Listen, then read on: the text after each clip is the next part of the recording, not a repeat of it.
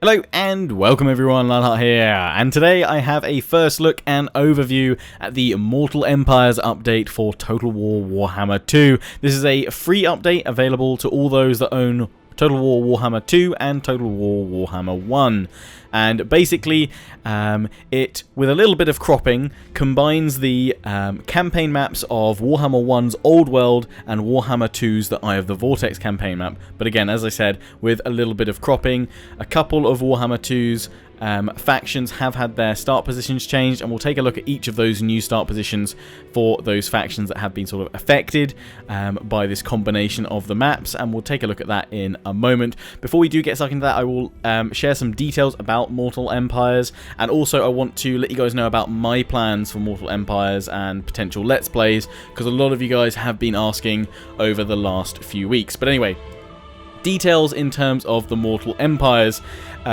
Should say Norska and Wintertooth won't be available to play as straight away, so no Throg or Wulfric when the Mortal Empires releases on the 26th.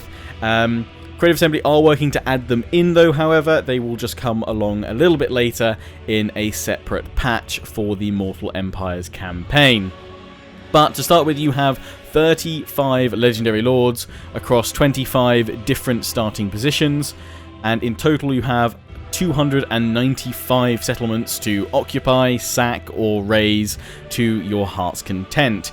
And that obviously includes a total of 117 starting factions at the start of a Mortal Empires campaign. They've also carried on over a lot of the kind of new features from Warhammer 2, including breath attacks for all dragons now, which will be absolutely fantastic. There's rogue armies being introduced into this Mortal Empires campaign as well from Warhammer 2. Treasure hunting, various encounters at sea, storms, shallows and reefs, and also a fair few changes to the UI, tweaks and changes there.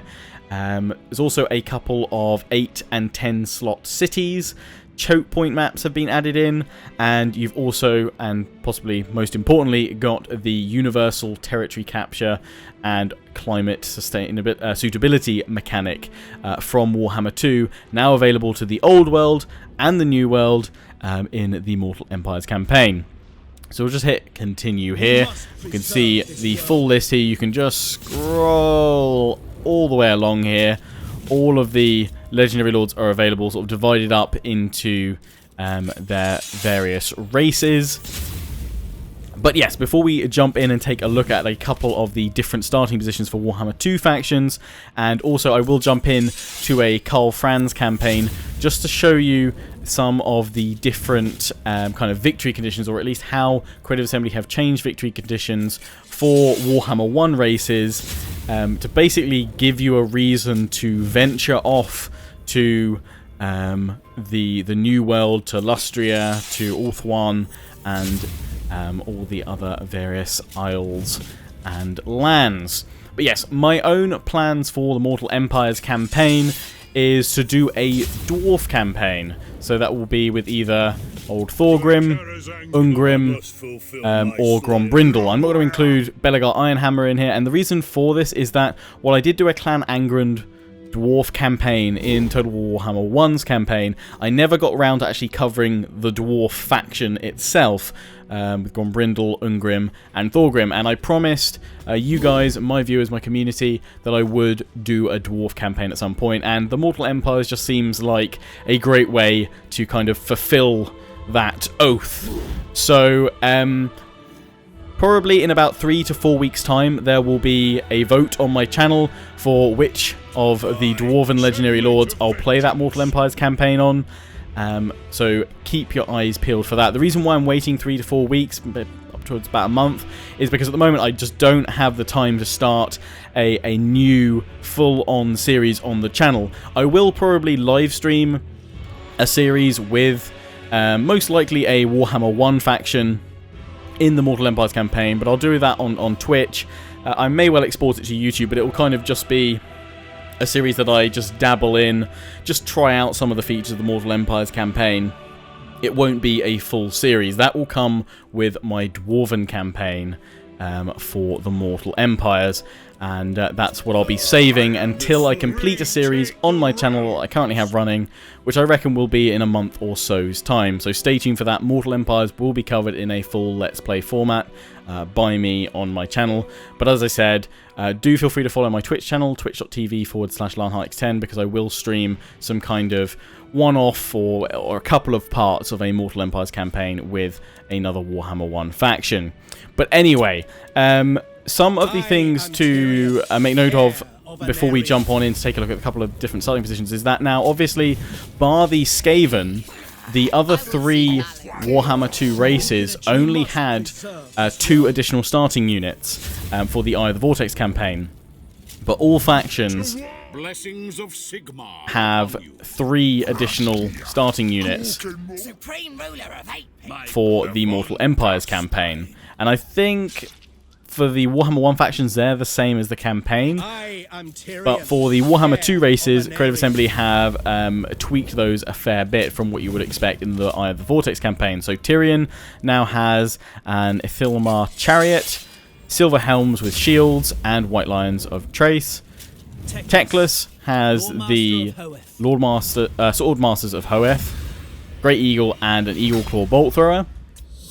Mazdamundi has, I think, a really powerful additional starting unit roster here, with a Feral Bastiladon, Temple Guards, and Kroq-Gars. Kroq-Gar has got the Cold One Spear Riders, Sora Spears with shields, and a Feral Stegodon. So I believe he normally has Kroq-Gars in the Eye of the Vortex campaign, along with a Stegodon. Malekith has the Reaper Bolt Thrower, Blackguard of Nagaron, which he gets those 2 when he starts in the Eye of the Vortex campaign, but he now also gets a Cold One Chariot. Morathi gets the Witch Elves, Dark Riders with Repeater Crossbows, and of course the War Hydra. And I think it's just an extra unit that's been swapped around here. Actually no, Queek has quite different ones. As does Skrolk, because he gets a unit of Plague Monk Sensor Bearers in the Eye of the Vortex campaign. So for Queek, he now starts with Gutter Runner Slingers, Storm Vermin Sword and Shield, and a Warp Lightning Cannon, where Skrolk starts with Rat Ogres, Plague Claw Catapult, and Plague Monk. So for Skrolk, his Plague Monk Sensor Bearers have been swapped out with Rat Ogres. And then I think these are all the same from Warhammer 1 for the rest of the Legendary Lords as we go on through. But yes, Teclis has a new starting position. Kroq-Gar has a new starting... well, no, he's in the same place, but it's just rotated around a bit, and we will jump into that because that has been sort of affected. But not as much as Teclis. Teclis is now at the Star Tower, and Queek has now got a new starting position as well. So we'll go Teclis, Kroq-Gar, and Queek, and take a look at their new starting positions. You are far from home, Prince Teclis. Your wayfaring has brought you to the Star Tower and the surrounding volcanic islands. The lore masters of the White Tower would welcome a new colony upon these isles. Yet there are threats lurking nearby. The nearby vampire coast teems with the undead. Purge them or work around them, but know that greater rivals lie within the jungle interior. Lustria has ever been a trove of forgotten lore. Yet its reptilian guardians jealously hoard such knowledge and rarely welcome trespassers. Nevertheless, you are no mere interloper. Not since Calador Dragon Tamer himself has an archmage of such power walked the lands. Use your talents wisely, and the world could be yours. So yeah, I wanted to start with the advisor giving us the flyover there, because it does kind of highlight the new position for Teclis. So he's at the Star Tower, and obviously the map has been changed a little bit. Star Tower now kind of own more prominent settlement. It's a provincial capital, along with the Fuming Serpent, which is roughly where Star Tower was positioned in the Eye of the Vortex campaign. So we can scroll out. Unfortunately, I don't have a late campaign save where we've revealed more of the map, so we can't really see too much. But as you can see, this is how the Warhammer 1 and 2 maps have been combined to make them fit. And it's worth mentioning that Skavenblight is now an actual settlement over here. We'll take a look at that in a minute. I'll jump into a Belegar campaign just so that we can reveal that and see what's going on there. But yeah, so there's been a few changes.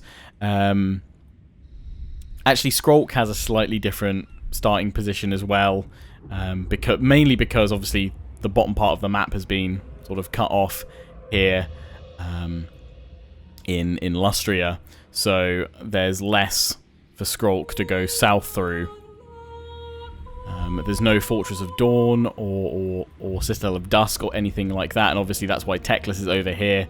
The islands that he occupied over on the western side of the map no longer exist. But yes, you have the Star Tower, an 8 slot region to start with, and you've got obviously the vampires straight over there. In terms of diplomacy, you are at war with them to start with. Vampire Coast, so probably early conquest, move through there, cleanse the lands of their corruption, possibly even expand towards marks of the old one before Skrolk can get there. Obviously, I don't know if they've removed every single settlement that was a ritual site. I assume with some of them they've removed all the ritual buildings because there is no ritual mechanic in the Mortal Empires campaign. It is just a kind of full-on sandbox experience. And in fact, we can take a look at some of the objectives here. But we'll do that we'll do it in the Belegar campaign, actually. I'll do that at the end just to show Skavenblight and to go through these objectives for a Warhammer 1 faction. But they're pretty much the same. For a long campaign victory, you have to conquer 20 settlements, so with Teclis, either by direct ownership or through vassals and military allies. And you need to control 17 settlements from the list by direct ownership or through vassals and military allies. The difference for the short campaign is that you only need to control 8 of the named regions. And basically, these will, for both Warhammer 1 factions and Warhammer 2 factions, sort of push the player gently towards exploring the entirety of the map, at least to make contact with these factions that you can then try and get military alliances with them or vassalize them so that you can complete your objective. Obviously, if you want to, you can just go and dominate and take all the settlements, all 295 if you want, because of course you do have the climate system and sort of suitability system for claiming settlements, so you can claim every single one. They'll just have negative debuffs for settlements that aren't natively suitable to your faction and race. So I think that's all we need to look at for Teclis, really, and his start position. So let's jump on over and take a look at the sort of tweak that has been made to Kroq-Gar. O mighty Kroq-Gar, you find yourself far from home on an expedition to the Southlands. Yet you are not alone here. Other lizardkin may be found nearby, although their interpretation of the Great Plan may differ from yours. I advise caution. Beyond the jungles lie the barren deserts of the dead. You will find no allies here, and the mountains are not hospitable to your kind. Yet they will need to be crossed if you are to join your geomantic strands to the nodes in Lustria. Beware, too, of the living. The warm bloods that dwell in these lands make constant war upon one another, and will be hostile to your cohorts also. Build your strength, then move against them in force. Fulfillment of the Great Plan depends upon your control of the Southland's ferocious lord. Expand your realm, conquer the warm bloods, and bring the designs of the old ones to fruition. So there we go, we're still at Temple of Skulls with Kroq-Gar, but the Southlands have sort of been rotated anti-clockwise, sort of about 90 degrees to sort of take the whole continent and make it horizontal rather than kind of a vertical standing that you have in the Eye of the Vortex map. And the reason why that is that's how it connects up to, obviously, the old world, with the various territories sitting on through. So we've kind of just lost that western coastline. Primarily that affects Queek in the same way that Teclis was affected, him having to be shifted to the Star Tower. We'll take a look at Queek's starting position in a moment. He's over... he's up here somewhere. I think he's over here, actually. So we saw in that flyover, Death Gorge and what have you are all up here. There's Ekrund over there. So that's how it will all link up. You actually have a new faction as well. Teclis over here, and I believe these guys are the Silver Host. They're new as well. Not actually sure what they are. It'll probably tell me in here. They're undead. Okay. But Teclis, they are lizardmen. You start off with reasonable relations, military access, and non-aggression. You're at war with Clan Mordkin and the Silver Host. So that's your sort of expansion north through these lands. There's various wiggling paths through the mountains, so I don't know if you'll be able to link up with some of the Orc and Dwarven settlements to the south. Perhaps you should come out. Yeah, you should be able to come up through here, actually, because you've got 8 peaks over there. Karak-Azul over there. But yeah, you might be able to walk up through that. Again, I wish I kind of had a later campaign, so I've only just got the access to this build over the last day or so, so I haven't had a chance to kind of blitz through yet. But yeah, so Serpent Coast is over here. You have the Cursed Jungle over there, so it's just kind of a tweak of where the sort of settlements are. You have the Golden Tower over here, Teclis over to the west now. But yeah, that is Kroq-Gar's starting position. And again, for the objectives, you have to maintain 14 provinces, which obviously lists which ones you need to have. You need to construct the Star Chamber, 5 of them in fact, and 1 Vaults of the Old Ones, and then 17 settlements, which are the same settlements listed for every faction, Warhammer 1 and Warhammer 2, which again just gives the player that nudge to sort of explore the rest of the map. But I'm sure you guys will. I mean, if you guys have any kind of, I guess, maybe challenges or specific kind of campaign paths you're going to follow in your own campaigns, do let me know in the comment section. Like, are you going to try and, I don't know, go from top to bottom or east to west or something like that and just carve a path through? Do let me know if you've got any specific sort of campaign paths that you're going to follow out. I'm going to take a look at Queek next. Blessings of filth to you, Queek Headtaker, the right claw of Clan Moors. You and your verminous ilk infest the abandoned mountain strongholds of the dwarfs, who still fight with the greenskins for control, seemingly unaware of your power. The City of Pillars, your traditional haunt, is but a skitter leap north. This lair is fought over by dwarf and goblin things, but is rightfully yours. Further north, the peaks teem with more hated beard things. Manifest your obscene fury upon them, and let them discover why you are called Headtaker. On the periphery, the treacherous wastes herald a sandstorm of the undead. They may become a nuisance, but how you deal with them is for you to decide. For now, causing mayhem in the mountains may sate your verminous appetite. There are many heads to take, and so little time. Get to it. There we go. That's Queek's new starting position at Karag Orod.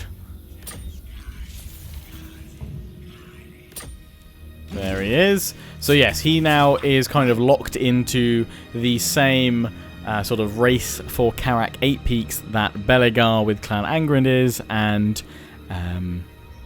that Crooked Moon is under Skarsnik. Race to the City of Pillars and get him up there and claim it. So you now have a 3-way fight as such for it, and you have a sort of debuff here for not holding Karak 8 Peaks. Do not control it, so you have -2 public order all provinces. I don't think that's necessarily as severe as, say, Belegar's upkeep hit, which I think is plus 50% extra upkeep when he doesn't control Karak 8 Peaks. I think Belegar has the worst time of it, to be fair. Then probably Skarsnik, and then I would say Queek has it maybe easiest. But then again, public order is an issue you will need to sort out as soon as you can. Obviously, you've got the Clan Moors headquarters there, but again, no ritual buildings or anything like that. Because there is no warpstone counter, no race for the Vortex. So, up in the mountains, you're at war with the Crooked Moon, mutinous Gits that currently occupy Karak 8 Peaks, and the Arachnos, who hold the rest of the mountains and the Charnel Valley that you start off in. So you'll want to consolidate there.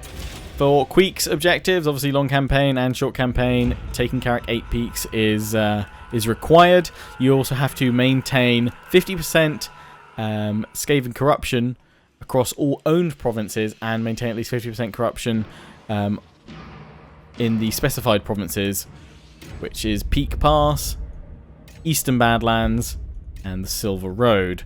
So you've got to be spreading your corruption northward. And then again, those same 17 named settlements, or if you're playing a short campaign victory, it's only 8. Although with 8, or with the short campaign, you need to take out Karak Kadrin, the Dwarves, and Clan Angrand. I think that is pretty much it for Queek. Again, you can kind of loop on round. It looks like you can get... I wonder if you can get over that way, possibly, and wiggle your way up through the mountains through the back there. Will be interesting to see. You've got Undead to the west, and Greenskins to the south and east. So that's the Queek one. I'm going to actually very briefly show you Skrolk. We won't show the kind of flyover, but just to show again how he's kind of had that bottom part of Lustria cut off and how that's changing things. So here is Skrolk's new starting position. I say new, it's pretty much in the same place. It's just the fact that there is no southern expansion for Skrolk anymore, and you now have the Mangrove Coast and marks of the old one in his starting province, as the Sentinels of Time and other settlements further south aren't there anymore. There's also no dwarves to contend with. The Spine of Sotek dwarves are not there either, and there's obviously a few tweaks to the geography of the map. I kind of feel, out of all the changes that have been made for this Mortal Empires campaign, I feel like the majority of the kind of Eye of the Vortex campaign map has been squished in a bit. Whereas I think the old world has pretty much remained largely intact. I haven't had a chance to check out all of the regions though yet to see that. So actually, in all fairness, I am going to go through and just quickly show you Mazdamundi, Morathi, and Malekith starting positions, literally just for 10-15 seconds or so, just so you can kind of see the lay of the land if you choose to start as the Warhammer 2 factions in the Mortal Empires campaign. Here is Mazdamundi, so not a huge amount changed, although I haven't actually played a Mazdamundi campaign myself. I have seen the start position before, so it's mainly this sort of territory here has been pushed up. It was sort of spread further out to the right before. I think some of these settlements are either sort of new or tweaked positions of previous ones. You have the Fallen Gates up over here now near Sildra Tor, and Morathi start position is up over here, which we'll take a look at in a few seconds. But that's Mazdamundi if you decide to campaign with him in the Mortal Empires campaign. Here's Morathi with the ancient city of Quintex. It's now sort of further back into the mountains, and they've sort of been pulled in around her. So actually quite a nice sort of defensive position there. There's a path out to the west, but that leads nowhere, as again that coast has been cut off. So you'll have to push out down towards Sildra Tor and the Moonshard. So there's not the... you were at war with the Bleakholds, I believe, to start with in the Warhammer 2 Eye of the Vortex campaign. You're now at war with Sildra Tor and Tyrannok straight away, and they're obviously much closer. They have a settlement over here, Arnheim, but the rest of their territory is much closer because Orth 1 is much closer in this map. So I don't actually know if this will be possibly quite a fair bit tougher for Morathi to start with, although again maybe that corruption will help her. But you've got to go up against the full 3 settlement strength of Sildra Tor from the start. Let's go take a look at Malekith. Here be the Witch King, and again, it's primarily the sort of the territory from the west being squished in a bit for these start positions. And yeah, obviously a couple of settlements being renamed, or a couple of locations sort of being swapped out for other settlements in their place.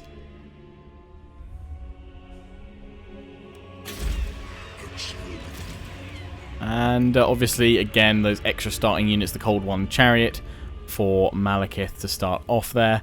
But yeah, that's Malekith's start position. And I guess finally we should look briefly at Tyrion to see if there's been any change on Ulthuan.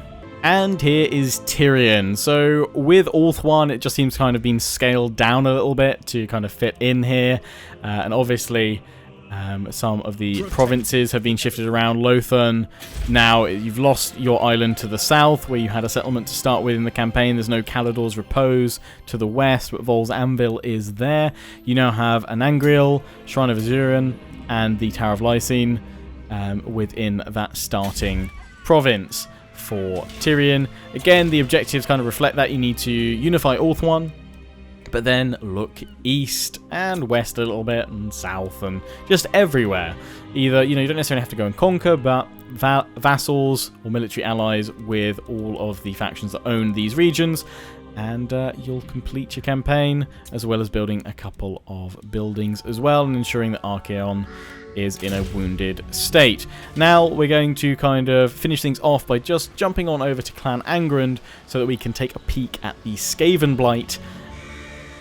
So here we are with a Belegar Clan Angrand campaign, and the reason why I wanted to just briefly show this is because obviously Skavenblight is now an actual settlement rather than it just being a bit of marked territory on the landscape. And it's a 10 slot settlement. As I said, there are now 8 and 10 slot settlements all over the place. Maragliano is a 10 slot as well. I believe Drakenhof is. I'm not sure if Altdorf is. I might jump around, take a look at that. There are also sort of landmark buildings that have been added in for a few of the Warhammer 1 races. I don't have a full list of them so far, but there was like the von Karstein halls at Drakenhof, which give you a variety of buffs and bonuses, so I would imagine there's more of those landmark buildings to find out there, and I might well do that in a follow-up video, go through and find all those landmark buildings. If that's something you'd like to see, then do let me know. But yes, Skavenblight is now a Skaven settlement, 10 slot, and it is occupied by Clan Skyer over here. Obviously, Belegar still in his ways, set towards Karak 8 Peaks, and his objectives, again, control 17 settlements from the list, either by direct ownership or through vassals and military allies. This is the kind of key section to get you to explore more than just the old world, I guess. Or likewise, if you're a Warhammer 2 based faction, more than just the new world, the Eye of the Vortex stuff, but to move on out. I was actually thinking Wood Elves have probably been shrunken down a little bit. Kingsglade is now a... hang on, is that a 12 slot? That is! Wow! They actually got enough buildings for that. I'm gonna have to go pop into the Wood Elves quickly. Okay, so it doesn't look like the Wood Elf territories have been shrunken down, but they are correct. There are 12 slots in Kingsglade. Same in the Crag Halls of Findle. Same at Vol's Anvil, and I would imagine the same at the Waterfall Palace for Durthu if you choose to start as him. And I believe there's some new buildings here as well, because I was wondering, like, I think got enough buildings to fit all this in. And from what I can see... I'm trying to work them out, but I think this is new, the Elven Healer's Hut and the Elven Court building. I'm guessing this also means you'll be able to build more of the temples here, which will be... oh no, you can only build one of them in each settlement. Ah, no, you won't be able to do that. But yes, you do have these two new buildings, I think. The Elven Court and the Elven Healer's Hut. But maybe that's just for Kingsglade, because that's medicinal plants.